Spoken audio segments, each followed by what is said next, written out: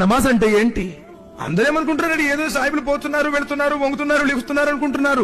నమాజ్, సలాహ్, నిన్ను పుట్టించినటువంటి నీ స్వామితో మాట్లాడుకున్నటువంటి విధానం, నీవు నీ దేవునితో సంభాషించేటువంటి మాట విధానం, తపస్సు, దాసుడు తన దేవుడితో మాట్లాడుకునేటువంటి క్రమం నమాజ్.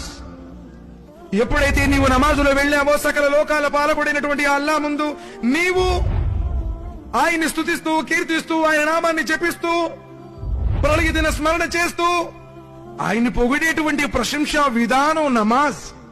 ఇదేదో సాయిబులు చేసుకున్నటువంటి భంగిమలు కాదు.